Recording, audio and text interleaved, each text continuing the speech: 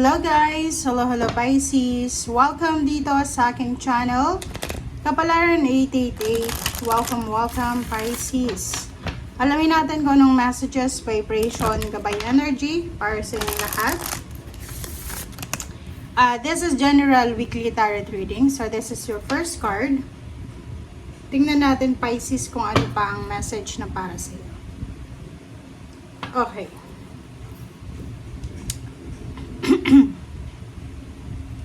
Okay, yung first card mo dito, Pisces, ay accept heaven's help. So, you prayed for help.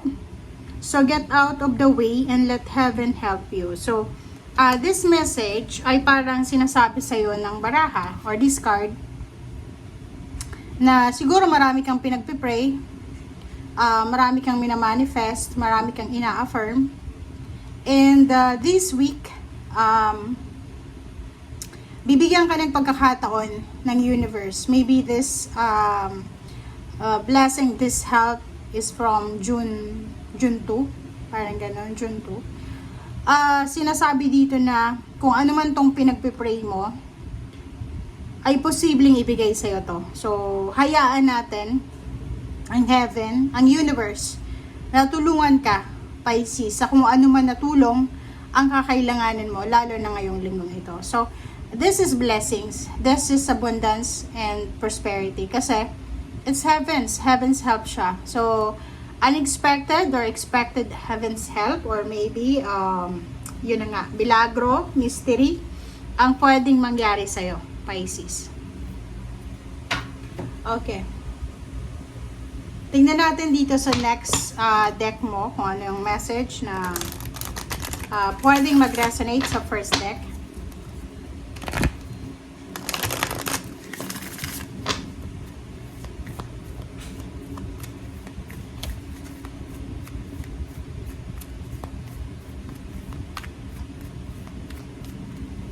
Okay, so second card natin is stargazing. Stargazing, this is wishing, diba? Parang ganun din. So, resonated siya dyan sa first card mo na sinasabi na kung tayo ay nagwe-wish and naniniwala talaga tayo na may milagro, talagang ibibigay yan sa atin sa tamang oras, sa tamang panahon, sa tamang pagkakataon na kailangan natin. Wow! Ang ganda na ito, Pisces, na message para sa iyo. Okay. Tingnan natin dito sa third deck, Pisces. This is weekly tarot reading.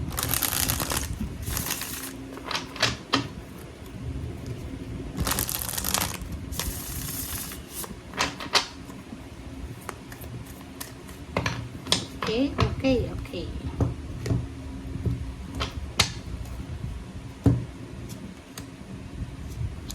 Okay, first two cards tayo. Yung first two cards mo dito is Page of Air and the Empress. These two cards ay nagsasabi sa'yo na posibleng merong balita ka na matatanggap na pwedeng this is a revelation, truth, or anything na confirmation talaga. So, meron kang possible, sa linggong ito, may possible kang matutuklasan. It's either eto na talaga yung matagal mong answers na hinihintay, or eto na talaga yung katotohanan na kailangan mong marinig, eto na talaga yung revelation na matagal nang tinatago sa'yo. Okay? So, this one.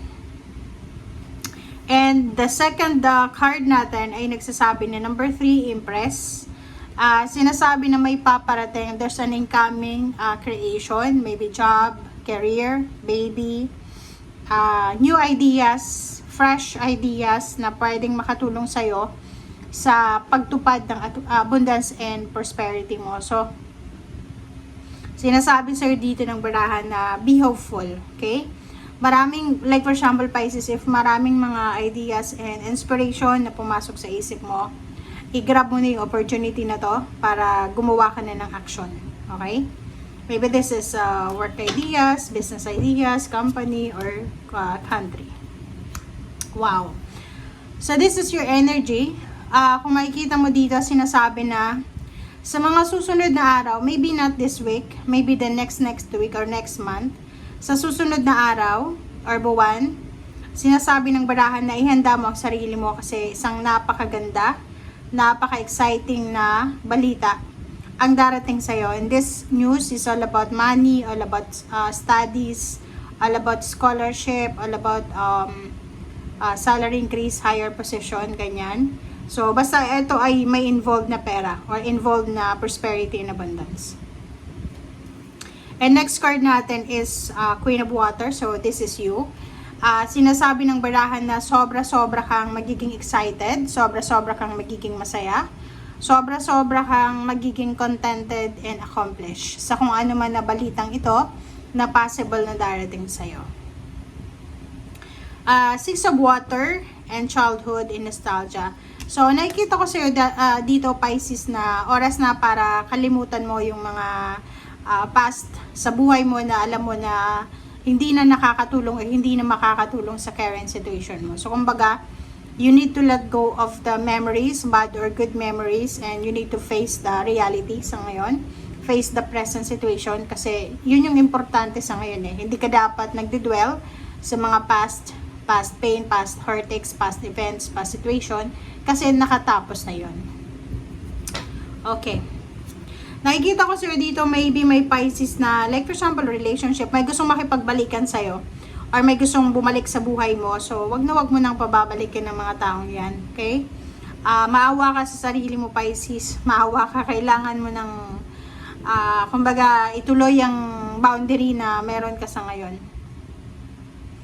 Six of Air, this is relief, hope, and moving on. So, merong travel plans or maybe a relocation movement. Merong pagbabago sa mga plano. Maybe marami kang plano na plinado by the end ng February. And now, sinasabi ng bara sa'yo na biglang magbabago yon. So, maybe sa relocation to, maybe nagbago ka ng isip. So, iba na yung lugar na pupuntahan mo. Maybe vacation, nagbago na yung isip mo. So, ibang lugar ka na lang magbabakasyon. Okay? Chariot, so yun. So, nakikita din natin dito, Pisces, yung purchase ng sasakyan. So, maybe you're planning to invest sa transportation. Yun, sasakyan, any types ng sasakyan. Sasakyan, bangka, yate, kung marami kang pera, bus, jeepney. So, basta yun ang nakikita natin. And, sinasabi ng bara sa'yo dito, Pisces, na ihanda mo ang sarili mo para sa victory and success, recognition, awards, rewards na paparating sa'yo. Hindi pa sa ngayon, maybe bukas, makalawa, or sa susunod na mga taon. Okay, 5 of Fire and 7 of Earth. So, sinasabi ng bara sa'yo dito, Pisces, na umiwas ka daw sa away, gulo, sa mga tao. Okay, so umiwas ka sa mga tao na alam mo na pwedeng magbigay sa'yo ng problema, lalo na sa usaping pera.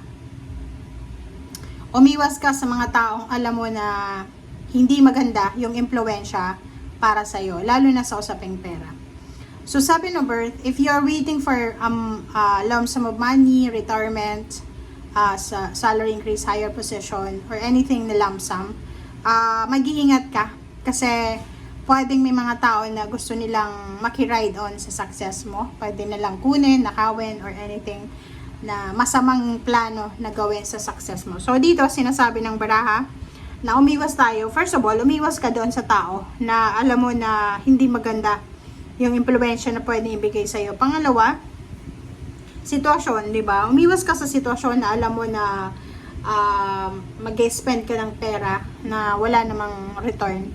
And umiwas ka sa sobrang gastos, umiwas ka sa pagiging pabaya sa pagmamanage ng pera mo. Okay? And last card mo dito is the Hermit.